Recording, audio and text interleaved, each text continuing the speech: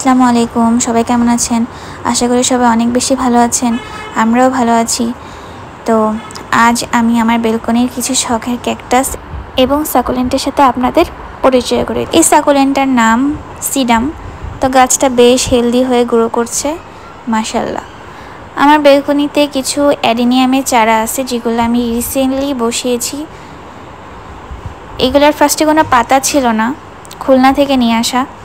তো এখন বেশ পাতা গজিয়েছে, গাছটা এখন হেলদি আছে। গাছের গোড়ায় কিছু নুড়ি পাথর দেওয়া, যাতে দেখতে বেশ সুন্দর লাগে, বেলকনির সৌন্দর্যটাও বৃদ্ধি পায়। তার পাশে আমি আমার ব্লু ডেইজির একটা কাটিং বসিয়েছি। ইনশাল্লাহ গাছটা সাকসেসফুলি গ্রো করবে। তো এখানেও কিছু অ্যাডেনিয়ামের চারা রেখেছি। পাশে বড় একটি ক্যাকটাস আছে, এটার নাম আমি এখনও জানি না। এখানে একটি কচুর মতো পাতাবাহার আছে, পাতাগুলো বেশ শাইনি, খুব দারুণ লাগে রোদ পড়লে।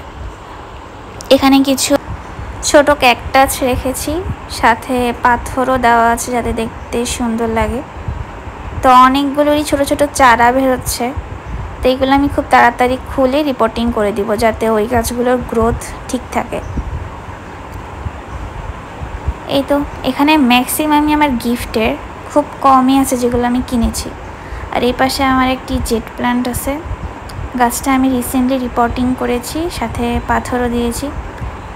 তো এই পাশের এই ক্যাকটাসটা বেশ দারুণ, প্রায় সারা বছরই এই ক্যাকটাসে ফুল থাকে, তাও একটা দুটো না, পুরো ভর্তি ভর্তি ফুল থাকে। গ্রিলের সাইডে ছোট্ট একটি পটে আমার ছোট একটি ক্যাকটাস রয়েছে। এই ক্যাকটাসটা জানি না, তেমন গ্রোথ নেই, খুব ধীরে ধীরে বড় হয়, বাট দেখতে কিন্তু খুব সুন্দর। উপরে গোল্ডেন গোল্ডেন কাটা আছে। আর নিচের তাকে আমার ক্যাকটাসগুলো সব কাটিং বসানো। এখানে এই সাকুলেন্টের একটা পাতা থেকেই সম্পূর্ণ গাছ তৈরি করা সম্ভব। আমি ঠিক এরকমই একটা পাতা নিয়ে বসিয়েছিলাম মাটিতে, দেন আমার কাছে এখন অনেকগুলো এই সাকুলেন্ট আছে। ঠিক এভাবেই বসালে এখান থেকে চারা হয়ে যাবে। তো এই যে ক্যাকটাসটা, এইটা হলো আমার এই ক্যাকটাসের বাচ্চা। আর এই যে এই সাইডে যেগুলো আছে গোল গোল, এগুলো হলো আমার সেই বড় ক্যাকটাসের বেবি।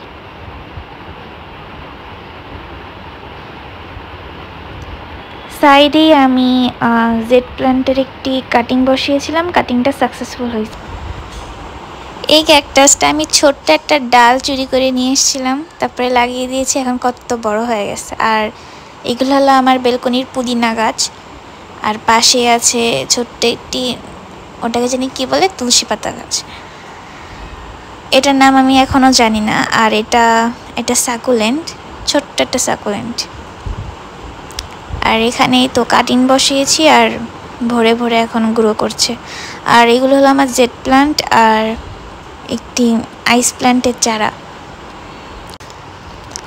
আর এখানে কিছু গিফটের পোথোস রেখেছি, এটা খুব শীঘ্রই আমি পটিং করে দিব, যেন খুব তাড়াতাড়ি এটা গ্রো করবে।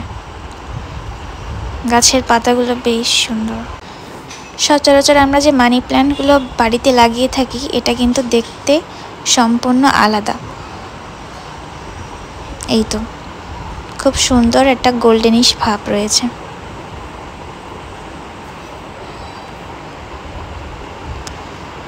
এর মধ্যে আরও একটি আছে, এটার নাম জানি না, কিন্তু এটাও সুন্দর। এতে কোনো দোড়াকাটা দাগ নেই, সম্পূর্ণটাই লেমন কালারের। এটিও আমি একটা পটিং করে দিব।